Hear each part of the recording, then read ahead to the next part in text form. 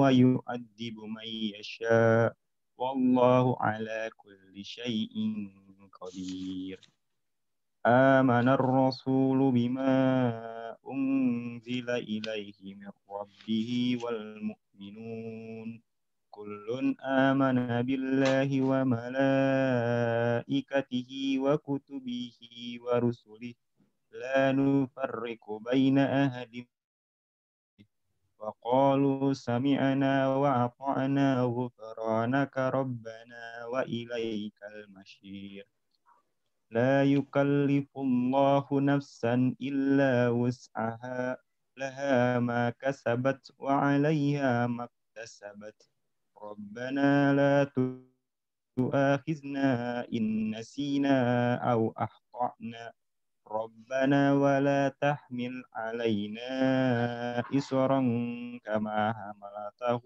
على الذين من قبلنا ربنا ولا تحملنا ما لا طاقة لنا به واعف عنا واغفر لنا وارحمنا أنت مولانا فانصرنا على القوم الكافرين. Shadaqallahul Azim. Saya persilakan.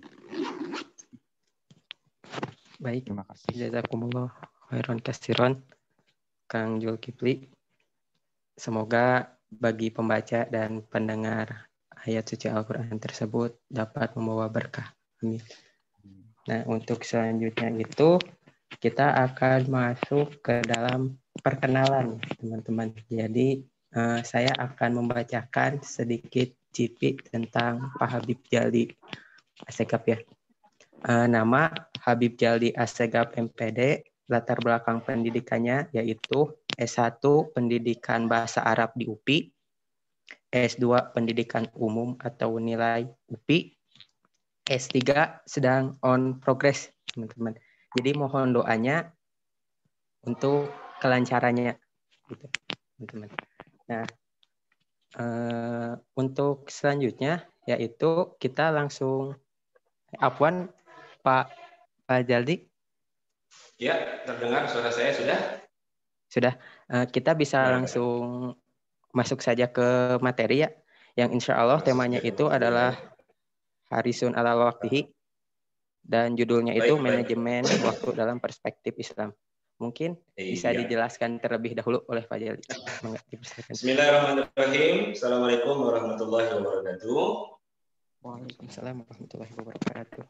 Alhamdulillah nahmaduhu wa nasta'inuhu wa nastaghfiruh wa na'udzu billahi min syururi anfusina wa min sayyiati a'malina. May yahdihillahu fala mudilla lahu wa may yudlilhu fala hadiya lahu.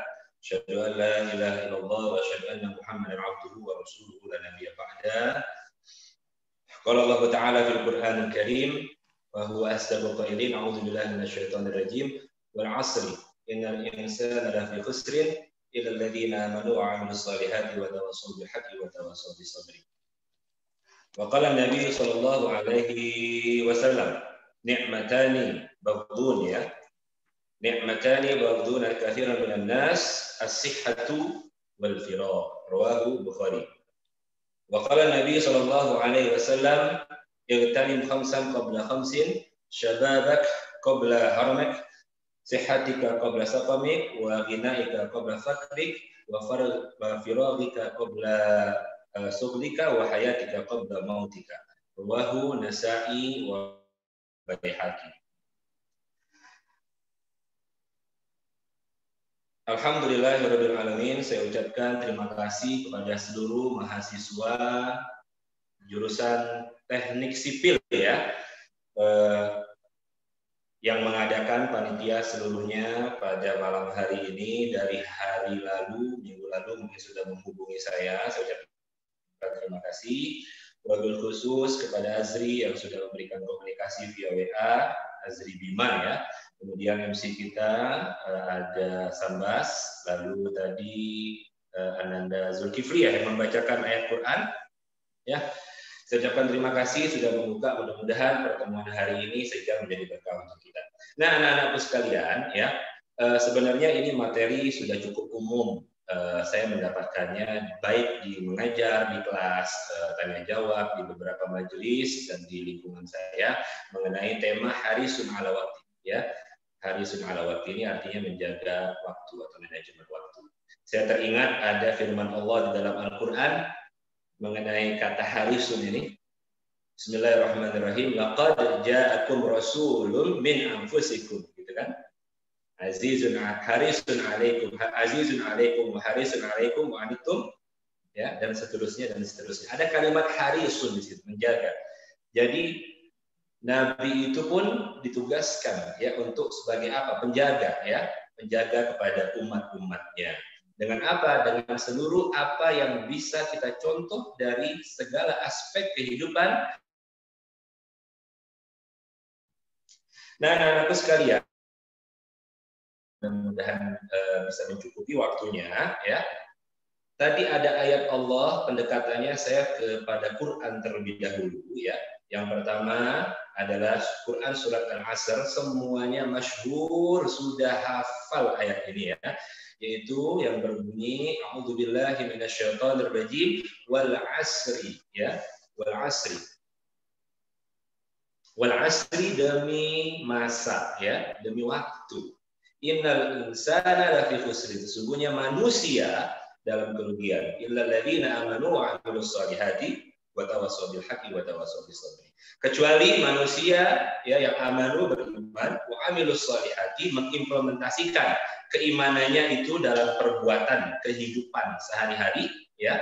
Kemudian di dalam kehidupannya itu, ya, antara sesamanya dalam kehidupan sosialnya yang selalu tawassaw bil haqqi. Yang pertama menasihati dalam kebenaran dulu, yang kedua baru disebutkan paling akhir sebagai penutup, yaitu tawassaw bis sabri, yaitu sebagai menasihati, mengingatkan dalam kesabaran, ya.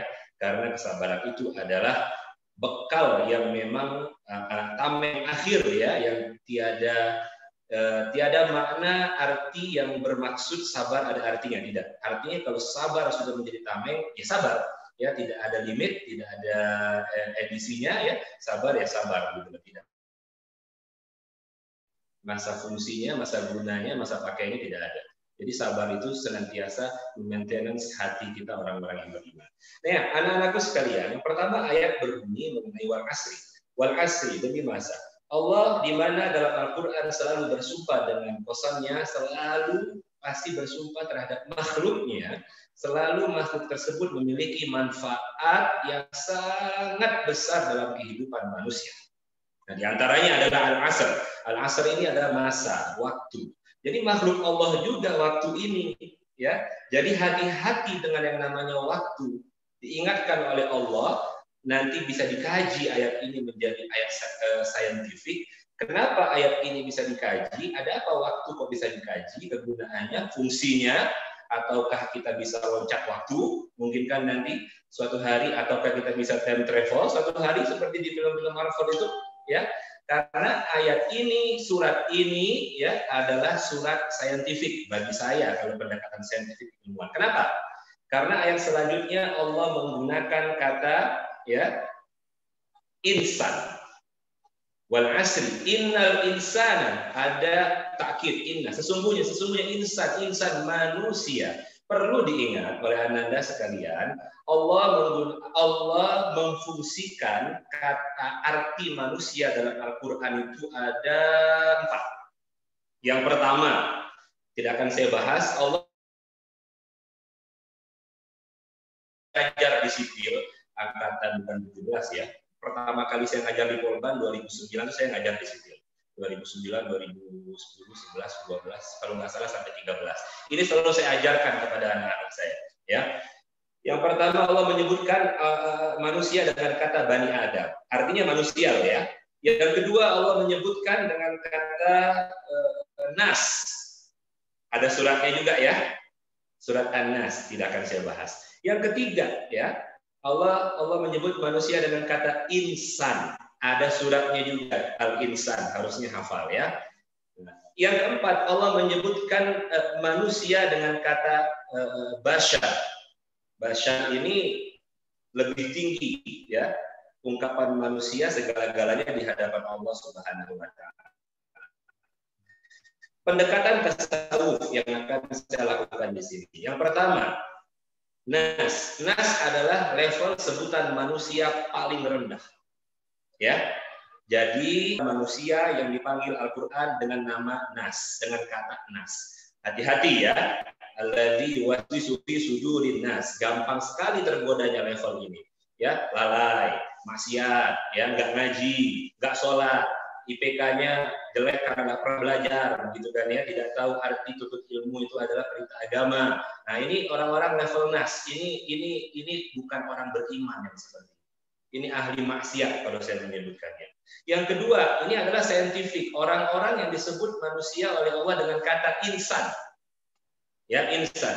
Perhatikan semua ayat yang semuanya yang di dalamnya terdapat kata insan. Maka di situ adalah kajian. Memang semua ayat bisa dikaji, tapi lebih saintifik ketika menggunakan kata insan. Artinya, kata insan itu selalu disandingkan dengan hal-hal yang bisa dikaji dari segi aspek keilmuan. Contoh ya, contoh. Laqad khalaqnal insana fi ahsani taqwim. Itu insan. Ya, surat Al-Insan kita awali ayatnya. Hal ata 'alal insan hinum minad dahri lam yakun syai'an madhkur.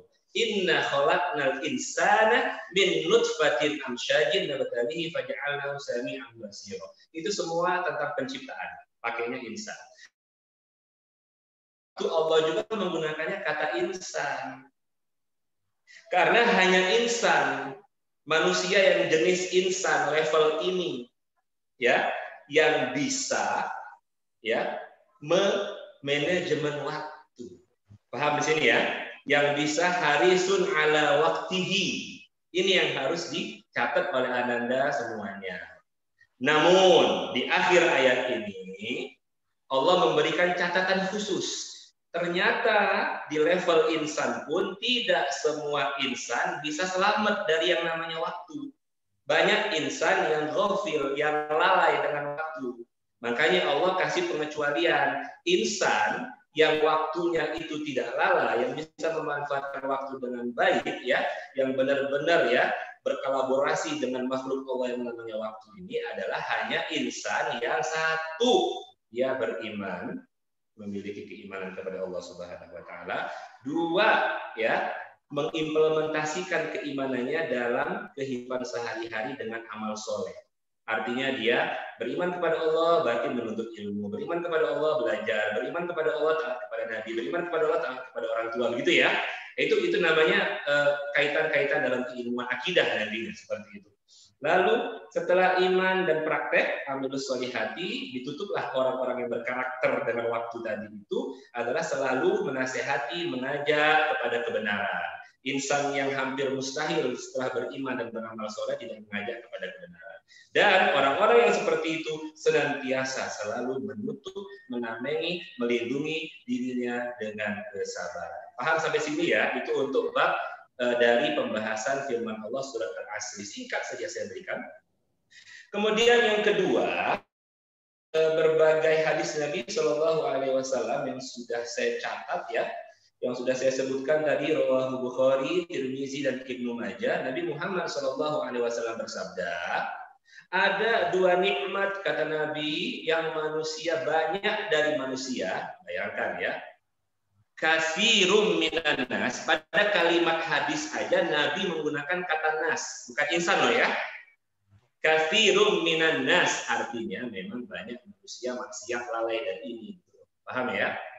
Apa? Ya, nikmatani, dua nikmat yang manusia banyak lalainya. Yang pertama adalah sehat, yang kedua adalah waktu kosong, waktu senggang.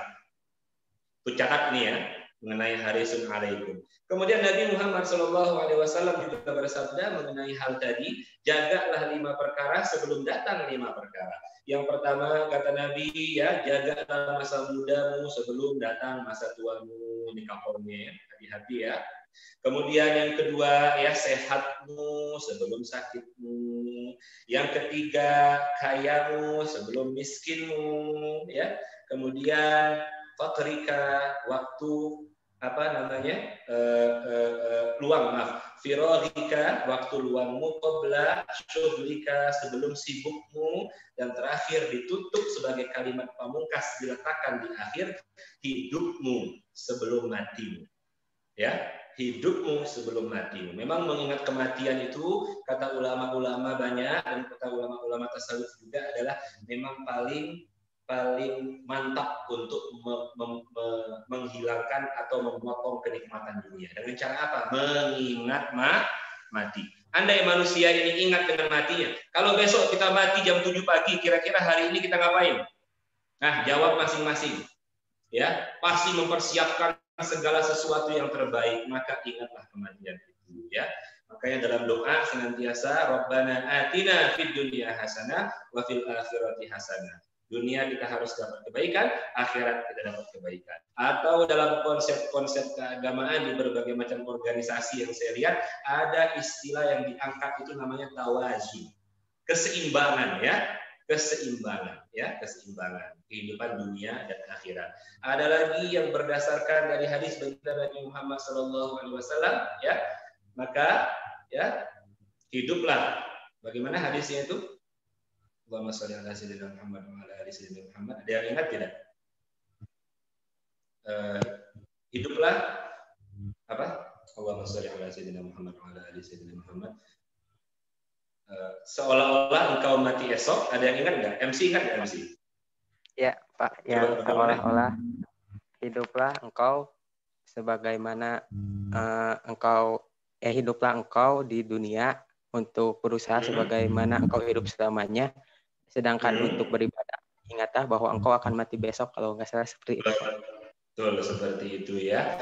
Kurang lebih masyhur seperti itu. Shalli ala Muhammad. Ya, saya terlupa sedikit. Nah, ini terima kasih untuk mengingatkan saya. Jadi hal-hal seperti ini sudah masyhur ya. Bekal dari syariat agama kita yang sangat sempurna. Nah, insya Allah dari ulasan sedikit itu sebenarnya sih sudah cukup untuk menjawab secara umum ya dari seluruh pertanyaan para ananda semuanya yang ada di question and answer yang kemarin dikirim ya. Q&A istilahnya itu ya. Baik, saya bacakan dulu soalnya. Ini kita langsung masuk ke pertanyaan ya, biar ya. Mudah-mudahan bisa dipahami dengan baik. Pertanyaan yang sesuai temanya, ada yang sesuai tema, ada yang tidak. Dalam ajaran agama Islam, kita diharuskan untuk hidup seimbang antara hidup dunia dan akhirat. Apakah harus porsinya itu adalah 50-50? Pertanyaannya anak teknik banget ini ya, spesifik ya. Jadi penjelasannya juga seperti itu. Begini anak-anakku sekalian, tadi sudah saya jelaskan ya. Intinya kita hidup di dunia itu ya, seolah-olah ya kita hidup selamanya, ingat akhirat seolah-olah kita mati besok. Itu artinya prinsip keseimbangan ya, balancing dalam kehidupan. Tetapi di dalam pendekatan tasawuf, Al-Habib Al-Imam Al-Alama Abdullah bin Alwi bin Muhammad Al-Haddad, saya bacakan dari kitabnya ya, Ar-Risalatul Al-Mudzakarah halaman 41 sampai dengan 42. Nanti semua jawaban ini saya kasih. Jadi kalau nggak sempat nyatet, saya kasih, silakan ditampilkan di media ya. Di situ dijelaskan bahwa dunia itu ada 3 macam ya. Yang pertama ada dunia yang di dalamnya terdapat pahala. Yang kedua ada dunia yang di dalamnya terdapat hisab ya. Yang ketiga ada dunia yang di dalamnya terdapat azab. Masya Allah, alhamdulillah. Artinya kalau yang nomor 1 antara kita untuk mencapai kebaikan kepada Allah Subhanahu wa taala ya. Kita terhindar dari semua kejelekan-kejelekan ya. Seluruh kejelekan-kejelekan dari dunia tersebut ya. Dan dunia dijadikan kendaraan bagi seorang mukmin itu untuk apa? Bercocok tanam, berladang ya. Untuk memanen nanti pahala untuk kehidupan selanjutnya. Jadi kita meninggalkan hal-hal ya yang haram, yang makruh, bahkan yang syubhat. Nah, ini adalah yang dimaksud dengan dunia sebagai tempat ladang pahala ya. Yang kedua, dunia sebagai tempat hisab ya. Yang kedua ini dunia tidak menyibukkan dirinya karena sebab ya dia mencari dan mengerjakan perintah-perintah Allah dan tidak melakukan hal-hal yang diharamkan. Tatkala dia mencari dunia tersebut, dan dunia seperti ini kelak di akhirat akan dihisab. Jadi kayak kita ini hidup, ya kita ini hidup melaksanakan perintah Allah. Kita bersungguh-sungguh ya untuk mengejar daripada dunia tersebut. Apa dari aspek dunia ini tergantung perspektif kita masing-masing. Pekerjaankah itu, belajarkah itu, ya semua segala sesuatu yang kita kerjakan di dunia ini pasti akan dihisab oleh Allah Subhanahu wa ta'ala. Bahkan maktub dalam kitab Risalatul Mu'awana ini ya, kebanyakan yang tergolong yang akan banyak dihisab ya oleh kehidupan dunia ini, oleh Allah Subhanahu wa ta'ala di kehidupan dunia ini adalah orang-orang kaya yang mana mereka telah lebih didahului oleh orang-orang miskin untuk masuk ke dalam surga. Jadi orang kaya loh, hati-hati loh ya. Di sini maktub dalam beberapa kitab dan yang saya angkat di kitab Risalatul Mu'awana dikatakan orang kaya itu dalam hisabnya lebih lama daripada orang miskin. Tapi hati-hati, bukan berarti kita harus bercita-cita jadi orang miskin ya. Ini kan konteksnya lebih luas lagi nanti. Akan ada aspek momen pembahasan selanjutnya ya. Ini kita ngomongin masalah waktu soalnya ya. Nah, bagaimana orang kaya ini dihisab lebih lama? Bahkan tertulis masuk surganya orang miskin sama orang kaya itu lebih duluan orang miskin. Jaraknya itu 500 tahun. Ya, 500 tahun jaraknya orang miskin masuk surga sama orang kaya. Saking lamanya hisabnya orang kaya. Ya, hisabnya untuk orang kaya. Kemudian yang dimaksud dengan dunia yang nomor 3, ya, kehidupan dunia yang nomor 3 ini yaitu dunia yang di dalamnya terdapat azab. Na'udzubillah min dzalik. Sebenarnya dari maknanya saja sudah kita pahami bahwa dunia kehidupan mencegah dia untuk melakukan perintah Allah Subhanahu wa taala. Itu intinya. Ya. Makanya dia cenderung melanggar perintah Allah Subhanahu wa taala. Melaksanakan hal yang haram, kebalikan yang pertama. Ya. Kalau di akhir dari kitab ini dijelaskan dalam syarahnya, orang yang masih hidup dalam tujuan dunia nomor 1 dan nomor 2 itu masih lebih mending ketimbang yang nomor 3. Ya. Karena nomor 3 ini sudah penuh dengan azabnya Allah Subhanahu wa taala ya. Ini tadi pertanyaan dari Ananda siapa ya?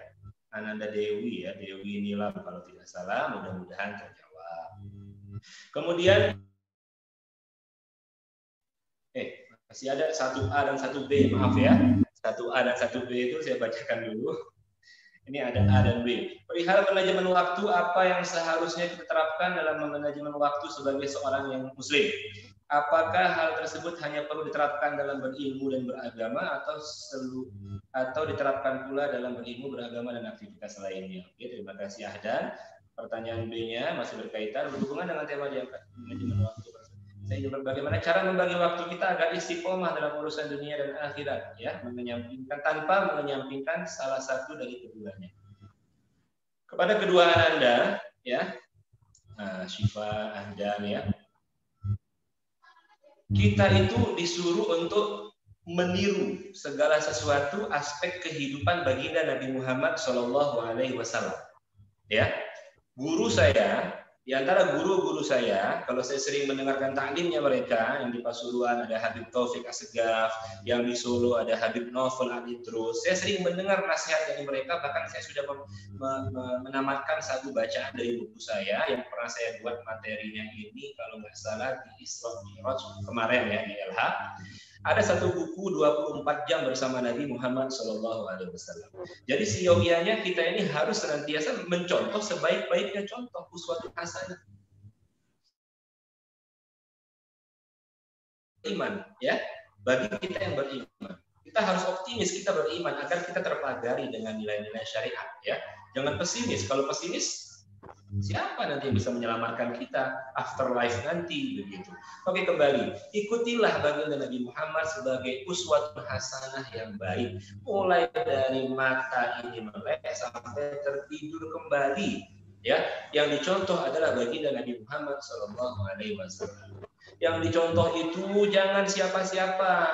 Jangan apa-apa yang ada berkaitan dengan dunia ini. Kenapa? Karena itu semua tidak akan bisa menyelamatkan kita. ya, kalau kita mencari bagaimana kita harus contoh tiru baginda Nabi Muhammad SAW. Allah sudah menjaminnya. Ya.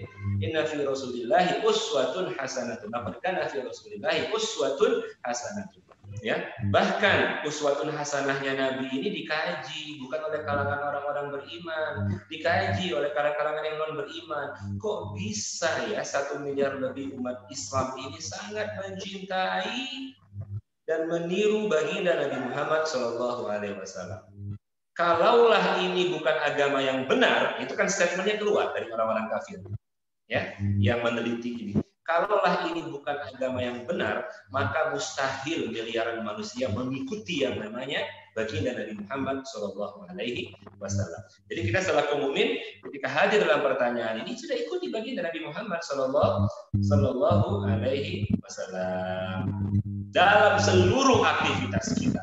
Terus bagaimana cara membagi waktu agar kita bisa istiqomah? Ya, kalau dari Thariqah Bani Alawiyin, Minana, ya, kalangan para habaib mengajarkan kami ini, ya, turun-temurun dari kakek turunan kami, ya, semuanya mengajarkan, dan saya kira sama, ya, dengan teman-teman yang biasa ikut likom, ya, di beberapa organisasi atau mungkin ada partai politik yang melakukan ini, hanya ada lembar muhasabah, gitu ya. Suka dipakai tuh lembar muhasabah itu, yaumiyah, amalan-amalan yaumiyah. Maka jika kita bagaimana caranya biar istiqomah, ya, biar istiqomah, maka kita harus memaksakannya. Kalau tidak kita paksakan, maka itu tidak akan terjadi. Ketika dipaksakan, itu tidak akan terjadi. Karena sekalian perlu ingat kita ini hidup kata terbentuk sesuai dengan kebiasaan, ya, betul ya. Bersendawa bisa di depan umum itu karena kebiasaan. Buang angin kentut bisa depan umum itu karena kebiasaan, ya. Bahkan ngomong kalau berbicara kayak gini suka ada jeda itu juga berdasarkan kebiasaan karena tidak dilatih. Nah, jadi ananda sekalian, kebiasaan itu harus dilatih agar kita bisa istiqomah. Makanya ada qaul, ada perkataan dari para ulama, al-istiqamatu khairum min alfi karamah. Istiqomah itu lebih baik daripada 1000 karomah.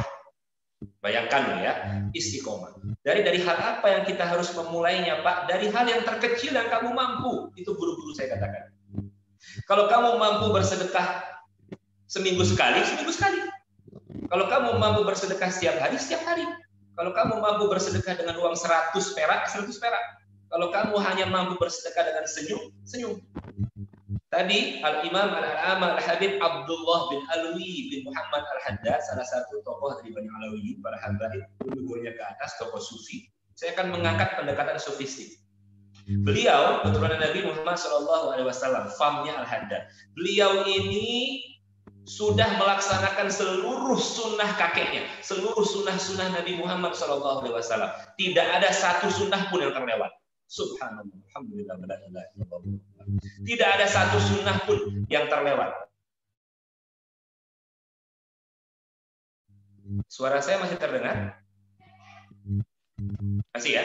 Di akhir hayatnya, Al-Imam Al-Alama Al-Habib Abdullah Al-Haddad, di akhir hayatnya hanya satu yang belum dilaksanakan oleh beliau. Mau tahu apa? Memanjangkan rambut. Ada riwayat yang mengatakan rambut Nabi panjang antara bahu dan telinga. Ada yang riwayat mengatakan sampai bahu, gitu kan? Ya, itu adalah amalan sunnah terakhir yang belum beliau laksanakan, dan beliau laksanakan sebelum wafat. Sebelum wafat. Setelah wafat, semua sunnah Nabi kakeknya sudah dia laksanakan. Beliau laksanakan radhiyallahu anhu. Insyaallah ini contoh ulama sufi. Ini ulama sufi contoh ya. Bisa dilihat. Bayangkan. Kalau di kita kebalik, anak-anak sipil. Dulu saya pernah ngajar tahun 2010 apa 2011 ya. Ada yang saya tanya, rambut kamu kok gondrong? Terus dijawab, apa dijawab? Ikuti sunnah Nabi, Pak. Oh, Masya Allah. Allah ya. Ngikuti sunnah nabinya gondrong duluan. Ya. Tapi sholat tepat waktunya, sholat sunnahnya, puasa Senin Kemisnya, besok ada puasa Ayyamul Bidnya, begitu ya. Apalagi gunting kukunya. Jadi ini cerita lucu. Kebetulan sipil, bukan membuka aib, Wah, kamu hebat sudah bisa melaksanakan perintah Nabi rambut gondrong. Bapak belum. Ini kejadian teknik sipil. Saya lupa tahunnya 2009, 10, 11, atau 12. Saya belum loh. Masya Allah susah banget pengen gondrongin rambut soalnya nggak ada gennya bisa panjang. Saya bilang. Coba buka sepatu kamu. Pas dibuka sepatunya, na'udzubillah min dzalik, kos kakinya bau.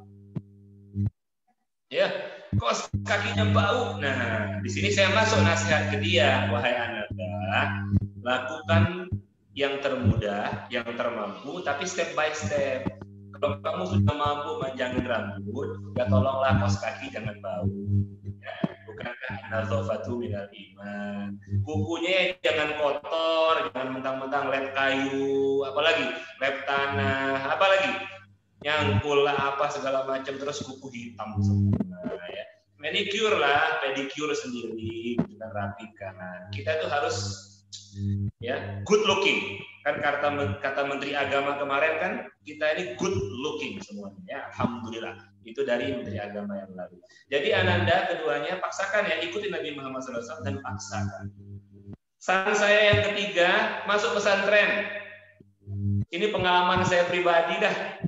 Ya, masuk pesantren atau masuk asrama. Yang setiap hari mulai saya masuk pesantren sejak kelas 1 SMP ya sampai dengan keluarnya aliyah ya. Itu saya mulai pagi dipukul-pukul ranjang subuh 3:30 harus bangun ke gitu. Ini yang saya inginkan. Kalau bisa ospek teknik sipil itu yang bermanfaat, yang begini, biar waktunya bermanfaat dari hari itu yang akan datang, biar terbentuk karakter. Gimana caranya selama setahun kalau mau dapat jaket teknik sipil itu harus tahajud di Masjid Polban setiap hari 360 hari tanpa libur. Bukan hanya sekedar dikumpulin, atau dibentak-bentak. Mudah-mudahan bisa disarankan ya kepada jurusan, kepada himpunan ya. Mudah-mudahan ketua himpunannya ada di sini, kan saya belum kenalan ya.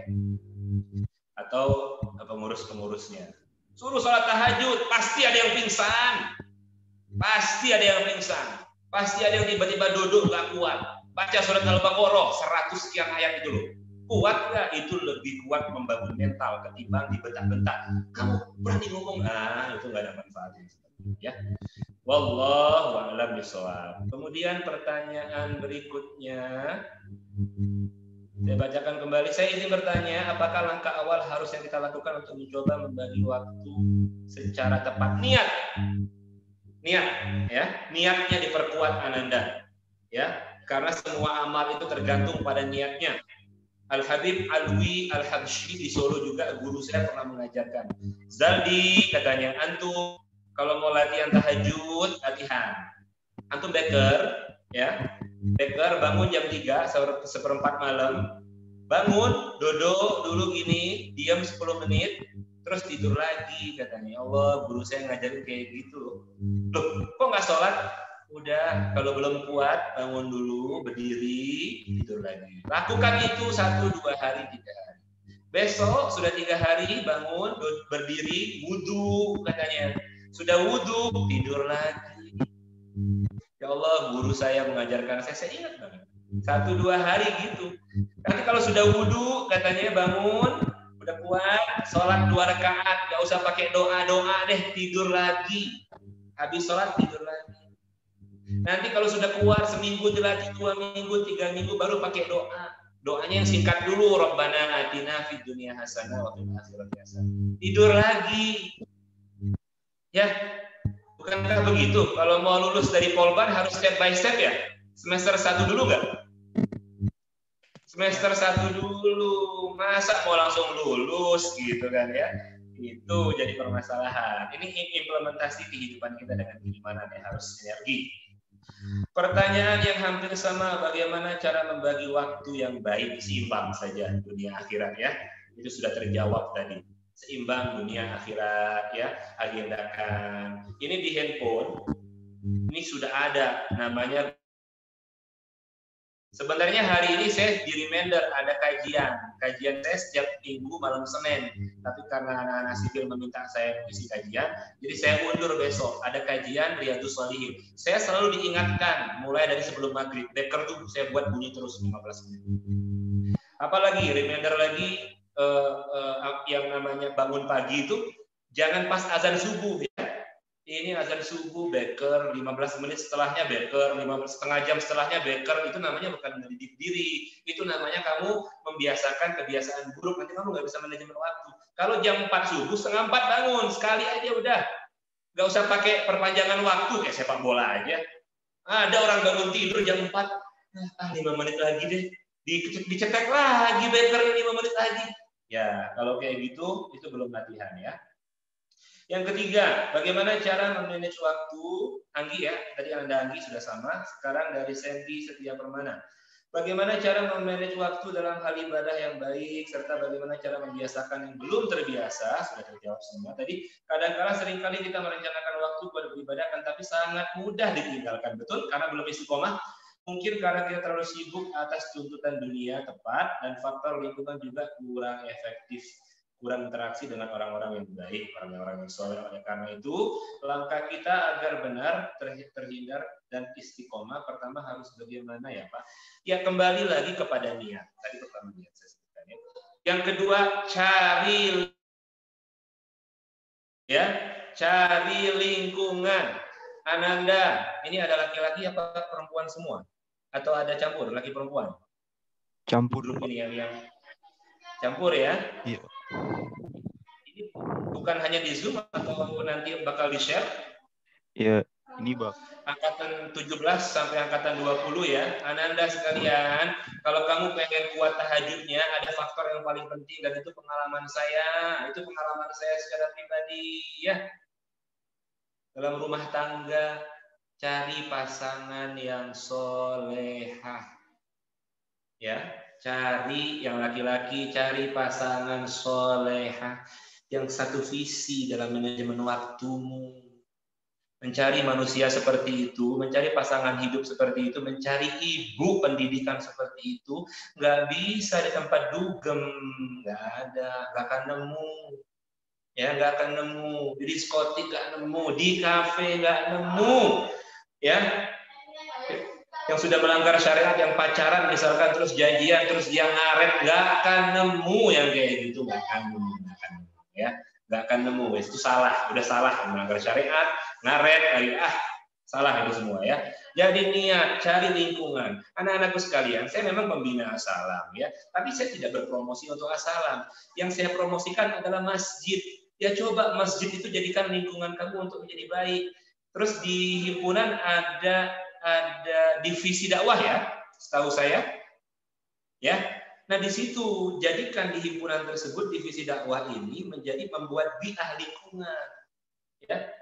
Bagaimana lingkungan yang bisa mengaji, bagaimana lingkungan yang mengingatkan untuk sholat, minimal sholat di kelas masing-masing dah berjamaah. Kalau nggak sempat karena waktu belajar melewati waktu azan, gitu kan?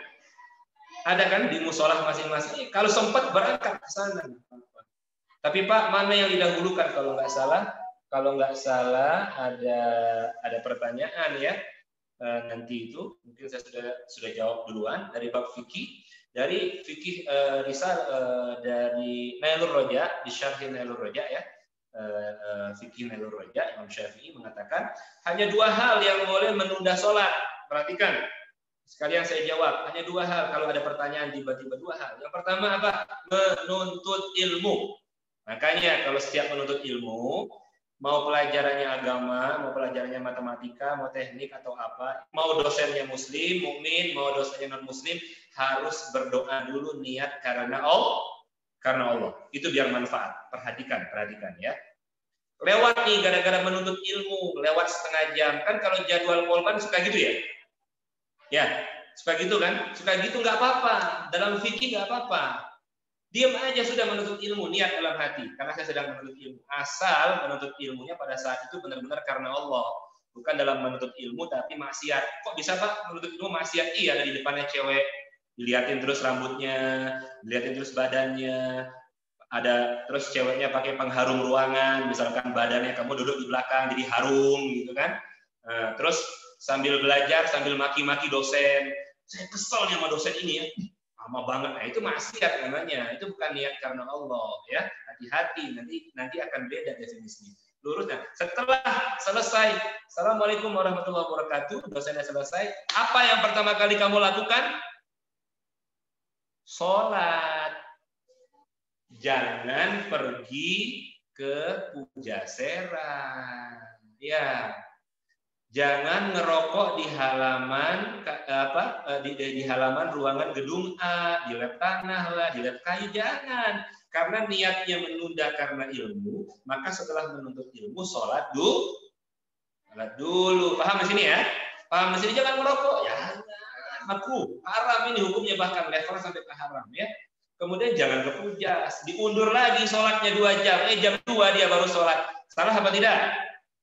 Salah, itu dosa, menunda-nunda sholat. Yang kedua, yang boleh menunda sholat itu lupa. Lupa yang dia mana lupa tersebut bukan karena maksiat kepada Allah. Tapi lupa tersebut karena dia benar-benar tidak ingat dan tidak direncanakan. Dan lupa tersebut adalah lupa yang tidak sedang dalam bermaksiat. Contoh, kamu asik belajar. Luar biasa nih ya, belajar terus, bantu orang tua. Lupa sama sholat, misal. Lupa sama sholat. Nah, ini yang kata Imam Syafi'i dikatakan sholat yang seperti ini boleh diqodho, ya. Boleh diqodho. Baik, pertanyaan keempat, bagaimana menurut pandangan Islam mengenai quarter life crisis? Masya Allah, seperempat abad ini ya. Masa-masa seperempat abad, masa-masa emas ya, masa-masa emas dari kehidupan manusia. Ya. Masa-masa emas dari kehidupan manusia. Ya Allah. Kembali saya mengutip ya pertanyaan ini dari Al-Habib Abdullah bin Alwi bin Muhammad Al-Haddad ya, dari kitabnya Sabilul Idhkar wal I'tibar halaman 35 dan 38. Di sini dijelaskan, saya bacakan ya. Umur tatkala menginjak umur 15, 15 sampai 35 adalah umur yang disebut dengan, makanya tadi kan disebutkan oleh Nabi dalam hadisnya, masa mudamu sebelum masa tuamu kan. Nabi menggunakan kata bahkan Batman nih di sini nih ya. Umur-umur remaja. Ini ya, umur-umur remaja. Karena umur-umur tersebut manusia ada pada puncak semangatnya dan puncak kekuatannya. Perlu diingat ananda sekalian, nanti ketika kita dikumpulkan di Yaumul Mahsyar sampai kepada surganya Allah Subhanahu wa taala, ini umur kita akan dikembalikan pada umur-umur kayak gini. Sama, umur saya akan sama dengan kalian gitu loh. Umur orang tua saya akan sama dengan umur saya. Kita akan dikembalikan seperti itu. Hati-hati di masa-masa emas ini ya. Ini akan menjadi penyesalan di masa selanjutnya nanti. Hati-hati. Ya, maka gunakanlah untuk berbuat kebaikan dan beramal soleh, dan jauhkanlah kejelekan dan perbuatan maksiat atau mungkar. Dikarenakan umur-umur tersebut manusia berada pada masa keemasannya, golden age ya. Penuh semangat, menggebu-gebu, memiliki kekuatan yang super ya, Masya Allah ya, dan umur yang sangat matang sekali. Akan tetapi umur-umur tersebut sangat rentan, sangat bahaya, karena banyak anak-anak remaja pada umur-umur ini, ya jebakan Batman tadi, kenikmatan dunia, hati-hati ya, condong kepada bermalas-malasan. Perhatikan ya, condong kepada bermalas-malasan. Alhamdulillah ya. Kok bisa ya pada masa-masa seperti ini merlap dunia, menikmati syahwat, ya diikuti. Ini dalam kitab ini disebutkan semuanya diikuti oleh anak-anak seperti itu. Main game itu diikuti, ya. Kalau perlu tidur itu jadi larut gara-gara main game, ya Allah. Pernah tidak mengevaluasi diri, tidur itu menjadi larut karena kita sahirul layal. Misalkan buka pelajaran sipil ya, Atau membaca Al-Quran 1 juz? Pernah tidak? Introspeksi diri. Buat saya, buat kita semuanya. 1 surat dah, kalau berat jangan 1 juz, 1 surat sebelum tidur. Pernah atau tidak, itu adalah menjadi pilihan manusia. Fujuroha wa taqwaha. Mau jadi fujur atau mau takwa, itu pilihan manusia memang. Ini jebakan, hati-hati ya. Na'udzubillah min dzalik ya. Hati-hati, disebutkan dalam hadis Nabi berbunyi, Allah kagum kepada anak remaja dalam kitab ini. Allah kagum kepada anak remaja yang tidak terlena pada masa remajanya. Ya, tidak terlena pada masa remajanya. Rasulullah menjadikannya sebagai salah satu dari golongan, yaitu 7 yang mana mereka akan mendapatkan naungan pada yaumul mahsyar nanti, yaitu seorang remaja yang tumbuh dalam ketaatan ibadah ya kepada Allah Subhanahu wa taala. Kan ada 7 naungan ya kata Nabi. Yang nanti itu ketika kita dikumpulkan di mahsyar sengatan matahari begitu dekat ya. Yang 1 golongan itu yang dilindungi oleh Allah karena informasi dari Nabi adalah orang-orang yang hidup pada masa remaja emas tadi yang taat dalam ibadah kepada Allah Subhanahu wa taala. Nah, ini perlu menjadi fokus kita. Jadi kalau kita membicarakan masa-masa dari kehidupan ya, berkelanjutan dari semua pernyataan jawaban saya tadi mengenai dipaksa, istiqomah dan lain-lain ya, lingkungan, niat yang kuat semua sangat berkaitan. Agama kita ini sangat menjelaskan detail mengenai yang namanya kata wal asri, makhluk. Hati-hati. Qaul sahabah, qaul ulama mengatakan al-waqtu kas-sayf. Paham ya? Waktu itu bagaikan pedang. Ilam taqta'hu qata'ak. Ya, kalau kamu tidak bisa memotong waktu itu, kamu yang memanage harisun ala waktihi, maka kamu yang akan ditebas, dipotong oleh waktu tersebut. Hati-hati menyesal. Ya, hati-hati menyesal. Ada satu hal yang ingin saya ajarkan, jangan mendatangkan masalah dalam diri kalian. Karena level beban pada diri manusia itu sudah ada kadarnya dari Allah Subhanahu wa taala. Sudah ada ukurannya dari Allah Subhanahu wa taala ya. Ya, paham di sini ya? La yukallifullahu nafsan illa wus'aha. Sekarang masa-masanya kamu para ananda, putra-putri angkatan yang mengikuti kegiatan ini, kata Allah, kata Nabi, taat sama orang tua, taat sama guru dan dosen, taat sama apalagi Allah dan Rasulnya. Sudah, tidak ada perintah taat sama pacarnya. Jangan mendatangkan masalah di luar beban yang dibebankan Allah kepadamu. Hari gini bukannya liburan sama orang tua, boncengan sama pacarnya, liburan lagi, lagi.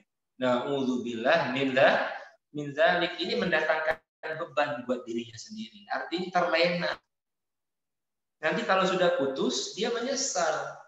Ya, dia mau mendekatkan diri kepada Allah, bagaimana caranya? Ya, menyesal, mendekatkan diri. Allah akan menyatakan balik kepada orang tersebut. Ya, kamu yang salah. Karena kamu sudah mendatangkan masalah untuk dirimu sendiri. Paham sampai sini ya? Jadi jangan menambahkan beban yang lain. Makanya dilarang itu namanya berpacaran itu. Kenapa? Fokuslah. Fokus kamu tuh IPK 4,0 gimana caranya, tapi dengan cara yang baik. Ya, dengan cara konsep-konsep syariat ya. Taat kepada Allah, taat kepada Nabi, taat kepada orang tua ya. Kemudian bertawasul dengan amal-amal baik, berkomunikasi yang baik, membangun jembatan sinergi silaturahmi dengan dosen dan alumni, tiba-tiba langsung kuliah S2 atau S3 di luar negeri. Keterima kerja langsung dengan usahanya yang hari ini karena Allah tadi langsung mendapatkan pekerjaan yang layak dan siap menjadi orang kaya, membantu membangun pendidikan yang lebih baik. Masya Allah. Ini mau job, mikirin pacar, na'udzubillah. Yang dipikirin itu sholat, yang dimikirin itu adalah menuntut ilmu, yang dipikirkan itu adalah bagaimana caranya berbuat baik, bukan bermaksiat kepada Allah Subhanahu wa ta'ala. Baik, untuk pertanyaan nomor 5 dari Ananda Raffi, bagaimana agama menanggapi satu hal yang dijadikan prioritas lebih dibandingkan agama itu sendiri, seperti mengerjakan tugas berlarut-larut sampai telat salat. Saya kira terjawab. Ya, mengerjakan tugas selama niatnya karena Allah menuntut ilmu segala macam, ya, itu adalah sama-sama perintah Allah Subhanahu wa taala. Tapi pertanyaannya di sini adalah bagaimana kalau sampai berlarut-larut dan telat sholat ya. Tadi kan saya katakan dalam fikih kita boleh menunda karena menuntut ilmu. Yang kedua karena lupa. Kalau di sini pernyataannya menunda-nunda, artinya dia sadar dalam penundaannya, betul ya? Nah, kalau sadar dalam penundaannya tidak ada pembenaran, maka dia harus sholat. Paham ya? Boleh ditunda, harus sholat. Karena di sini kan menunda-nunda, artinya dia sadar. Yang dimaksud menuntut ilmu di sini adalah kita terikat. Contoh kayak pelajaran di Polban kan, lewat jam 12 keluar, itu pelajaran keberapa ya? Ke-7 kalau nggak salah ya. Apa ke-6 ya? Jam ke-6 apa jam ke-7 itu keluarnya jam 12 sekian. Artinya zuhur sudah lewat. Nah, kalau telat gara-gara itu bagaimana Pak? Karena itu sudah ada waktunya, sudah ada aturannya. Itu nggak apa-apa. Masuk dalam kaidah fikih. Tapi kalau lagi di ruangan sendiri, sekarang nih lagi belajar, kita tahu ini waktu sudah maghrib, terus belajar, itu nggak boleh ya, itu tidak boleh. Sholat dulu didahulukan, baru melanjutkan belajar, menuntut ilmu. Jadi jangan sampai telat sholatnya kalau pernyataannya adalah dibandingkan dengan sholat, karena sholat adalah amal pertama yang akan dihisab pada hari kiamat, ya. Kemudian yang keenam, dalam manajemen waktu ada kalanya kita dituntut melakukan sesuatu hal secara multitasking. Oke. Dalam Islam sendiri apakah dijelaskan mengenai manajemen waktu yang lebih baik itu secara multitasking atau berlanjutkan pada hal yang lainnya? Baik anak-anakku sekalian, hafal surat ini ya. Bismillahirrahmanirrahim. Alam nashrah laka sadrak wa wada'na anka wizrak fa inna ma'al usri yusra inna ma'al usri yusra fa idza faraghta fansab wa ila rabbika farghab. Jadi fungsi ayat ini mengingatkan kita harus menyelesaikan satu persatu baru mengerjakan hal yang lainnya. Ya, mengerjakan hal yang lain. Itu fitrahnya kita yang dibimbing oleh Allah agar senantiasa begitu, agar tidak lepas dari amanah timing manajemennya yang tepat. Ya, multitasking di sini mungkin anggaplah begini, seperti saya. Saya hari ini contoh, mungkin contohnya begini ya. Mungkin tepat atau tidak contohnya saya mohon maaf. Hari ini saya ada kajian terjadwal, tapi hari ini saya menerima amanah dari anak-anak dari situ. Apa yang saya lakukan? Maka saya memohon maaf untuk menunda yang itu di hari esok. Saya mendahulukan yang ini karena jadwalnya tidak setiap minggu, bahkan tidak setiap bulan. Ini hanya pada waktu-waktu tertentu. Memohon maaf, memohon izin. Nah, itu kan kurang lebih saya memahami bahwa tidak mungkin hari ini saya buat dua jadwal pada dua pembahasan yang sama, ya, ada dua pembahasan yang sama. Nanti kalau di rumah tangga, ya, saya juga sebagai seorang ayah, ya, sebagai seorang suami, ada hal lagi yang harus memang langsung saya kerjakan seiring dengan apa tugas-tugas yang sudah saya selesaikan pada tempatnya, pada waktunya, tidak zalim. Karena prinsip orang zalim itu kan melakukan sesuatu yang tidak sesuai pada kondisinya, ya. Ya, jadi sesuai. Insya Allah semuanya berkah. Apabila berjanji maka tepati, apabila ada penundaan maka lakukan permohonan maaf. Itulah karakter seorang mukmin, ya. Saya bukan mengatakan muslim lagi, karakter seorang mukmin. Terima kasih Nur Faizah Nafila.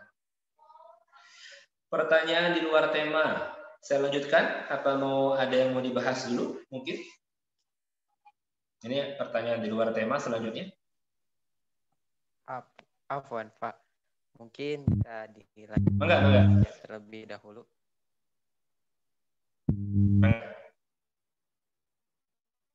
Bisa dilanjut saja terlebih dahulu, Pak. Atau dari Oke, baik. Yang mau menyampaikan sesuatu atau menangnya terlebih dahulu.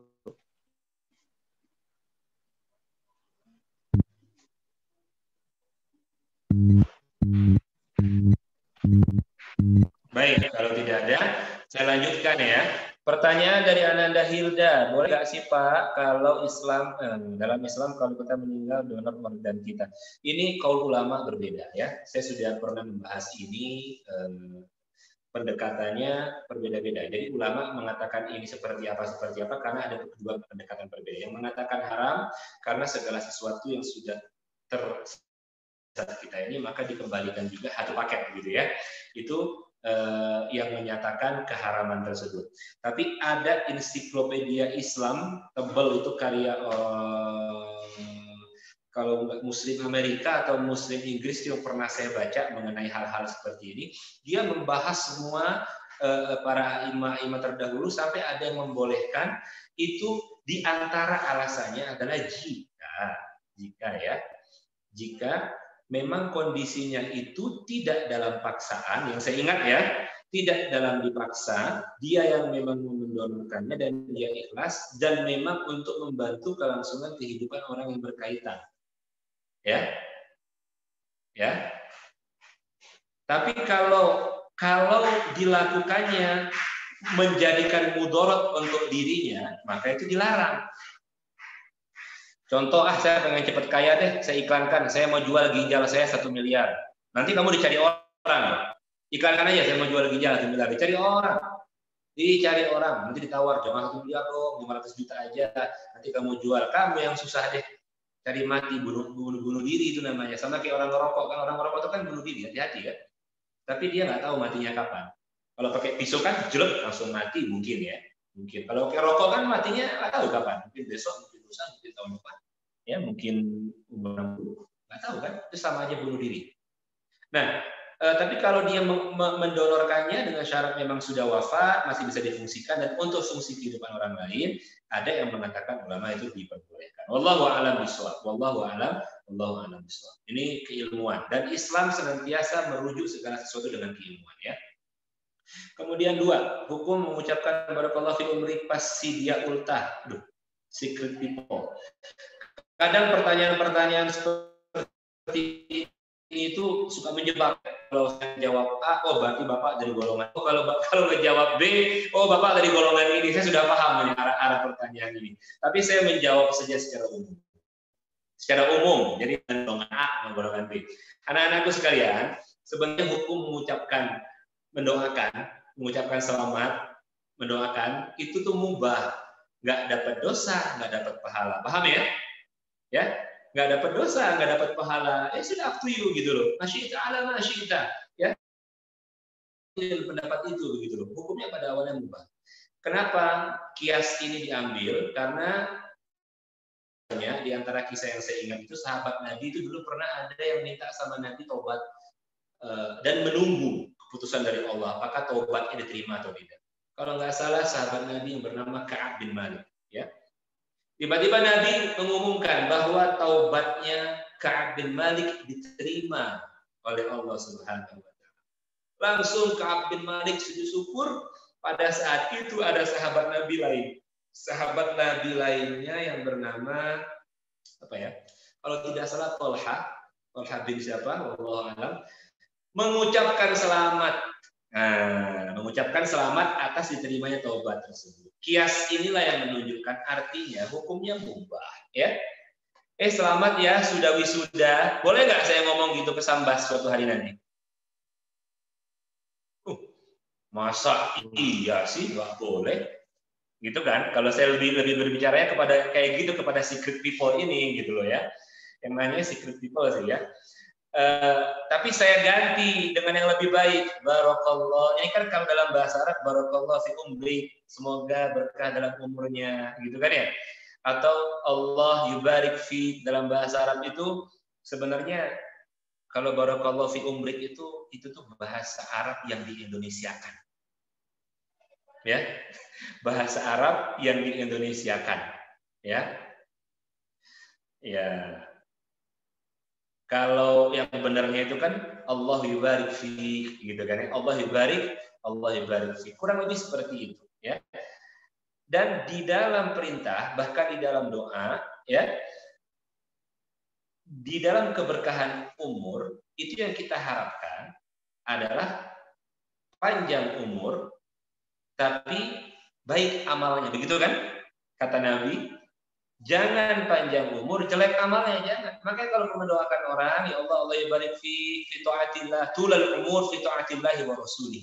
panjang umur dalam keadaan taat kepada Allah dan Rasul-Nya. Cukup sampai di situ. Yang jadi masalah buat saya itu adalah kalau kita ini terlalu menerima segala macam budaya dan kita anggap itu benar. Cobalah sekali-sekali kalau perayaan ulang tahun itu nggak perlu tiup lilin, misal gitu ya. Atau nggak perlu pakai kue-kue cake seperti itu, misal. Ya, undang anak yatim gitu kayak ya. Biar jadi amal ibadah kita. Pakai kue boleh, tapi kuenya dipotong-potong, setelah dipotong-potong, bagikan gitu ya. Ini dipotong-potong dari SD dipuk ke muka. Ya Allah, ini pendidikan macam apa kalau ada guru yang membiarkan pakai telur di sini gitu kan ya, dikasih terigu, dikasih kecap. Nauzubillah min dzalik. Jangan sampai seperti itu ya. Allahumma salamatan fid dinina, doanya wa afiatan fil jasadina wa ziyadatan fil ilmina gitu kan, wa barakatan fil rizkina wa taubatan qoblal maut wa rahmatan indal maut wa maghfiratan ba'dal maut. Itu kan doanya. Allahumma hawin alaina fi syakar. Intinya dalam umur itu meminta semuanya keselamatan kepada Allah Subhanahu wa taala. Mudah-mudahan diberkahi oleh Allah Subhanahu wa taala. Nomor 3, saat kita melaksanakan amanah di beberapa kegiatan secara bersamaan, kadang kita capek, lelah, kadang juga stres. Mau tanya, kalau misalnya kita tidak melaksanakan kegiatan tersebut, satu hari akan diri dulu, apakah termasuk meninggalkan amanah? Mau tanya juga tips agar senantiasa konsisten dalam mengerjakan amanah. Jika lebih dari satu dalam manajemen, Masya Allah.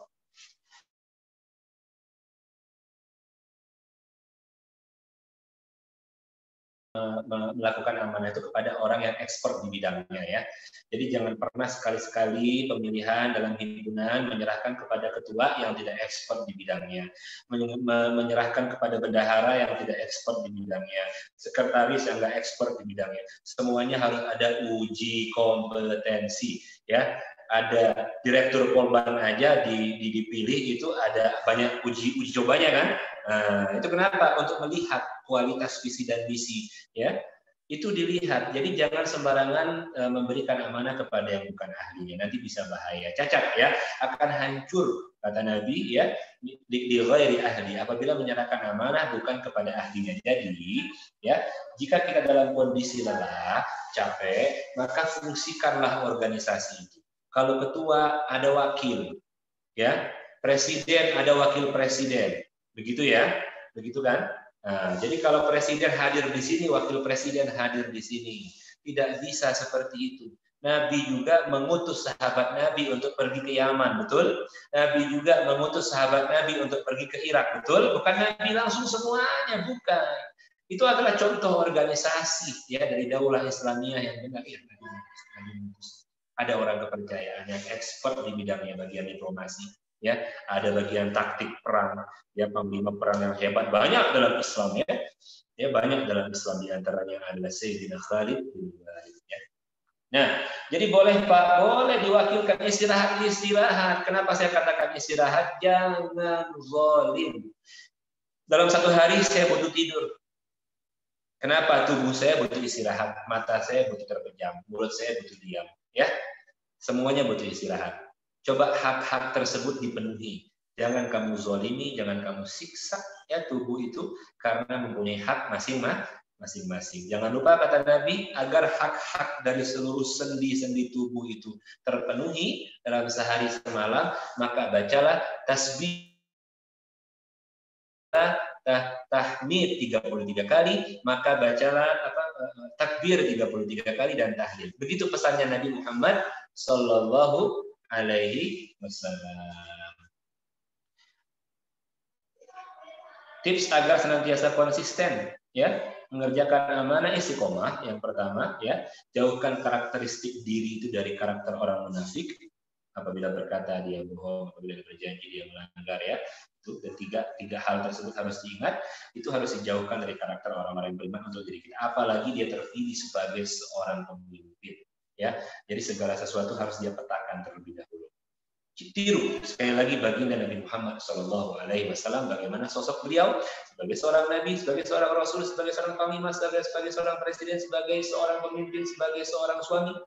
Ya, tirulah baginda Nabi Muhammad SAW. Sebagai seorang ayah, sebagai seorang kakek, tirulah baginda Nabi Muhammad SAW. 4. Apa hukumnya ketika ada seorang perempuan muslim yang belum berhijab karena masih belum pantas, dan juga karena alasan-alasan tertentu, dan bagaimana supaya kembali lagi dalam berhijabnya? Hijab itu adalah perintah, ya. Hijab itu adalah perintah. Maka perintah itu adalah sifatnya wajib, sifatnya fardu. Jadi tidak ada alasan mau berhijab setelah memperbaiki hati, mau berhijab setelah SMA, mau berhijab setelah masuk polban, mau berhijab setelah menikah. Tidak. Perintahnya adalah menutup aurat. Yang ditutup adalah aurat. Bukan perintah memperbaiki hati, bukan perintah setelah akil balik, bukan perintah apa, tapi menutup aurat, ya. Jadi tolong pahami, menutup aurat. Nah, bagaimana caranya agar dia bisa berhijab kembali? Nah, ini kan kemungkaran. Ini di kelas nih, kemungkaran terjadi nih. Ada teman-teman kita nih yang perempuan nih belum pakai hijab. Terus gimana? Dimarahin, diusir dari kelasnya? Tidak. Islam tidak mengajarkan seperti itu. Tapi apa? Ya sama teman-teman yang pakai jilbab ditemani. Ya, dikasih dakwah bilhal. Dakwah bilhal itu bukan dengan lisan, dengan perbuatan. Ditemani, dipuja, ditraktir, kerja kelompok. Wah, nanti kamu ajarin dia berkerudung, berjilbab yang baik, ajak latihan. Jadikan soulmate lah, jadikan sahabat, ya. Pelan-pelan. Dan yang paling penting adalah, yang paling terakhir, kalau tidak mampu mengubah orang tersebut dengan tangan, ya, dengan apa lagi, dengan kebijakan, dengan kata-kata, maka ubahlah teman tersebut dengan doa. Jangan dipaksa, ya, dan tidak boleh mendoakan kejelekan. Kamu nggak pakai jilbab, kita semua kafir kamu, ya, kamu munafik. Jangan. Islam tidak mengajarkan hal seperti itu. Berbelas kasihlah seperti Nabi Muhammad Sallallahu Alaihi Wasallam yang rahmatnya adalah rahmatnya Allah Subhanahu Wa Taala. Ya, itu tugas KM itu di kelas, ya, harus bisa melakukan pendekatan. Bahkan KM itu harusnya bisa tuh membuat jadwal hafal Quran selama D3 misalkan. Gimana nih satu hari, satu minggu berapa ayat? Nah, minimal dari kelas itu lahir para penghafal Al-Quran 1 atau 2 orang. Harusnya ya minimal dari satu angkatan, himpunan dah melaksanakan. Angkatan sipil setelah wisuda langsung mengumumkan ada yang hafal Al-Quran. Karena himpunannya bergerak membuat jadwal, gitu kan. Keren tuh himpunan seperti itu, ya. Keren. Lulus cum laude 3,5, 3,6, 4,0 itu kan. Plus hafal Al-Quran. Gara-gara himpunannya luar biasa. Masya Allah, ya. Keren himpunan seperti itu. Kemudian mengumbar-ngumbar di media sosial, aurat, hati-hati, ya. Menampakkan diri di layar HP yang banyak. Ya. Guru-guru saya sampai Al-Habib Umar bin Hafid mengatakan kaum perempuan berhati-hatilah terhadap media sosial. Nasihatnya seperti itu, ya. Jangan mengumbar aurat. Yang perlu diingat adalah bahwa setan itu menggunakan suara, menggunakan bentuk tubuhnya perempuan, menggunakan apa yang ada menggunakan rambutnya perempuan itu untuk menghancurkan Bani Adam. Jadi alat-alat iblis itu semuanya ada di dalam tubuh perempuan. Jadi mohon menjaga diri dengan baik. Itu aja pesan saya, ya, di media sosial ini. Jangan terlalu mengumbar-umbar. Kalau perempuan ya cukuplah disikritlah teman-temannya perempuan lagi saja, karena nanti aurat kalian adalah buat diri kalian dan buat suami kalian, ya. Jangan bagus-bagus filter lah. Padahal jerawatan, ya. Ditirus-tirusin padahal pipi tembem, ya. Padahal pipi tembem. Hitam coklat, kulitnya diputih-putihin, jangan. Itu penipuan namanya, ya. Jangan sampai nanti calon suami datang melihat kamu karena itu dan tertipu, kemudian gagal rumah tangga gara-gara itu. Alhamdulillah. Jangan dilakukan sebaik pada kaum perempuan. Ini yang laki-laki, ya, ingatkan anaknya yang perempuan, adiknya yang perempuan, istrinya nanti yang perempuan, ya, anak kalian nanti. Yang kelima, bagaimana caranya berbuat ikhlas sehingga menjalankannya maksimal dan tidak terganggu. Ya, ikhlas itu kaitannya dengan hati. Kemarin saya dalam kitab Riyadhus Shalihin sudah membahas bab ikhlas. Jadi sekaligus saya mengundang ini Ananda semuanya, kalau ada luang waktu setiap minggu malam Senin ba'da Isya, ikut kajian Riyadhus Shalihin bersama saya. Baru masuk bab 4. Bab 4 tentang muraqabah. Sabar, ikhlas, tawakal sudah selesai dibaca hadisnya dikaji. Ini yang keempat, muraqabah. Ikhlas itu letaknya dalam hati, kayaknya dengan amal ibadah kepada Allah Subhanahu wa taala ya. Ikhlas itu tidak ada niatan apapun yang terkait dengan duniawi terhadap apa yang dia lakukan ya. Jadi niatlah yang baik dalam beribadah kepada Allah itu adalah implementasi dari nilai-nilai keikhlasan. Jangan meminta imbalan apapun atau jangan menggerutu membuat negatif keadaan dengan hal-hal sekecil apapun. Bagaimana cara melatihnya, Pak? Cara melatihnya adalah dengan saum. Silakan besok hari Senin, besok hari Mulbit 3 hari saum tuh ikhlas, ikhlas, nahan godaan segala macam ya Allah, ikhlas nahan lemes ya. Jangan sampai keluar dari mulut ini caci makian terhadap kondisi. Mohon yang ikhlas gara-gara ya. Ikhlas Pak, enak kuliah di rumah.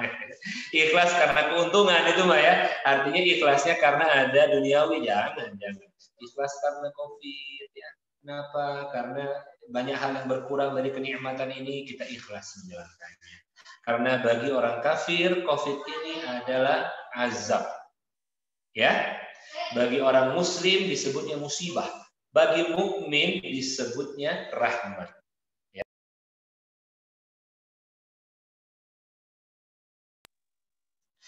Baik, selanjutnya setiap kuliah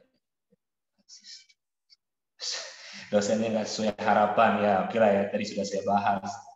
Dosennya nyebelin, dosennya bikin takut, dosennya nyusah. Apakah gimana gitu yang dosa siapa aja? Apakah dosanya juga dosa karena bikin kita emosi? Yang dosa kita, ya, yang dosa kita. Kalau kita menggerutu ngomongin orang, nih di kelas ada yang nggak pakai jilbab, terus kita ngomongin dalam hati, katanya muslimah, ini dalam hati nih ya, katanya muslim nggak pakai jilbab, parfumnya harum banget, itu kita yang dosa. Ya, kita ngurangin dosa yang kita omongin, kita dapat dosa.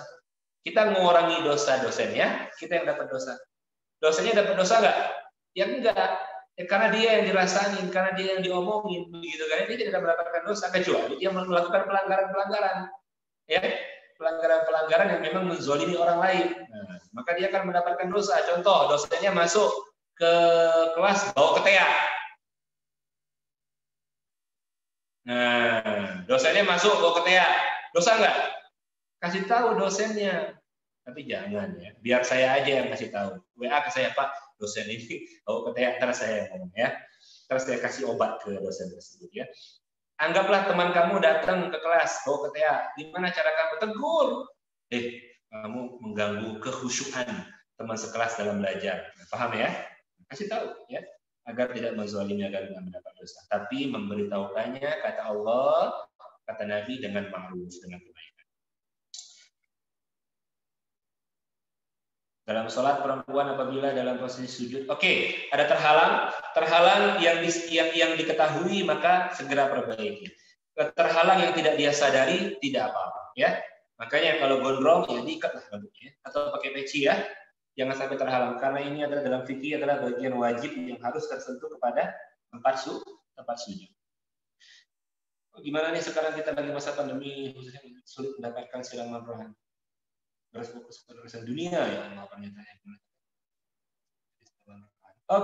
Baik, saya kira dengan masa pandemi ini semua kajian, semua segala macam dipermudah.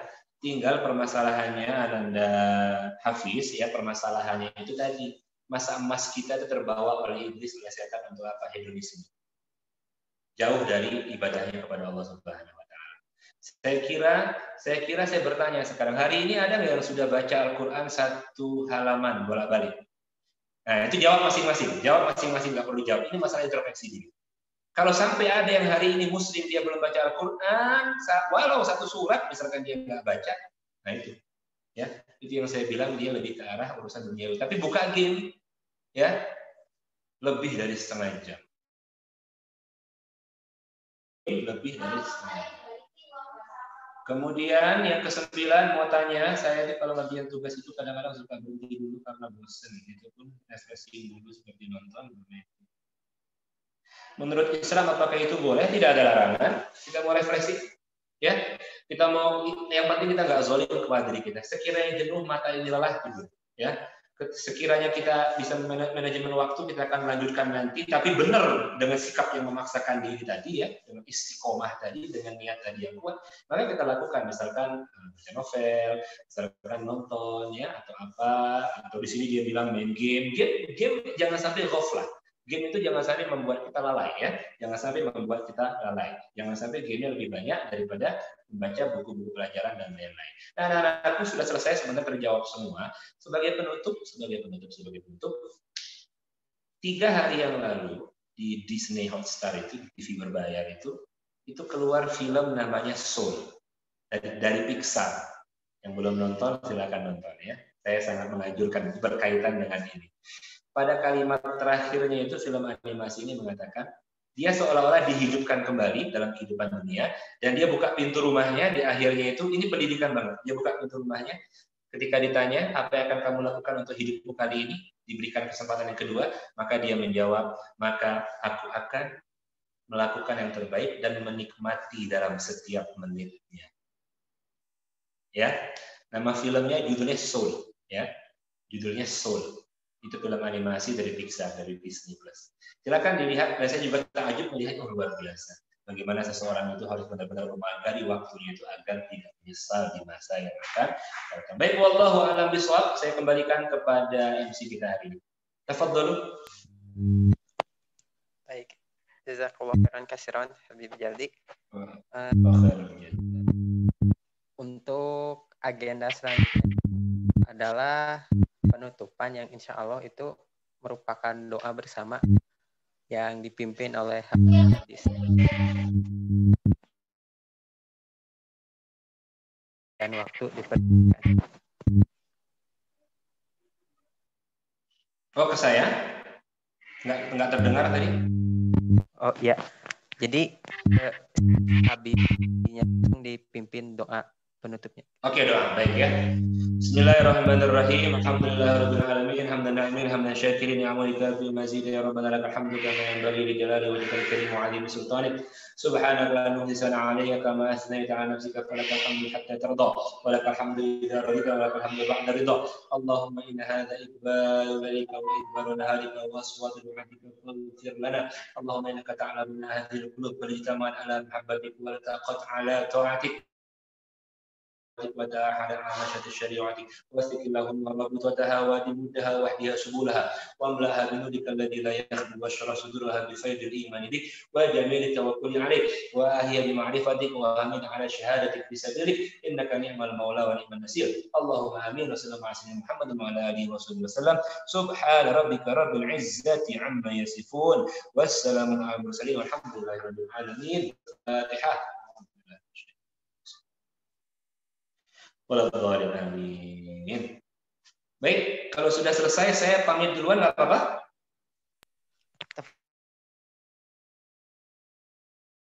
Terima kasih, Pak Habib Jaldi. Ya, assalamualaikum warahmatullahi wabarakatuh. Waalaikumsalam warahmatullahi wabarakatuh. Assalamualaikum warahmatullahi wabarakatuh. Baik ya teman-teman, jadi kita sudah melakukan berbagai acara dan sampai kepada penghujung acaranya nih. Kita sudah mendapatkan banyak insight yang baru, ilmu yang baru. Semoga bisa diimplementasikan dengan baik. Dan jangan lupa bahwasannya agenda kali ini itu insya Allah akan di-share atau ditayangkan secara live di IG Himas dan juga di channel YouTube-nya Himas.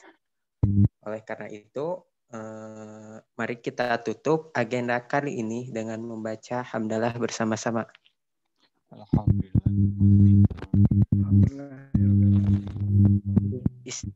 Banyak dan seikhlas-ikhlasnya. Dan ditutup dengan doa kifaratul majlis.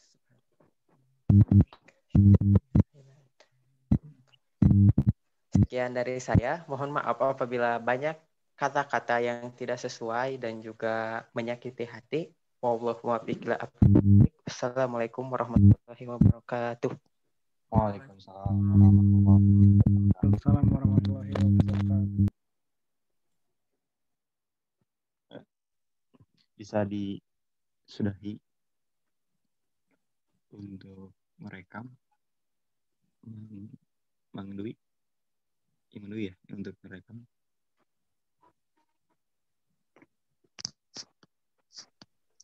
Sudah diakhiri kan? Oh ya, alhamdulillah. Sudah diakhiri ya.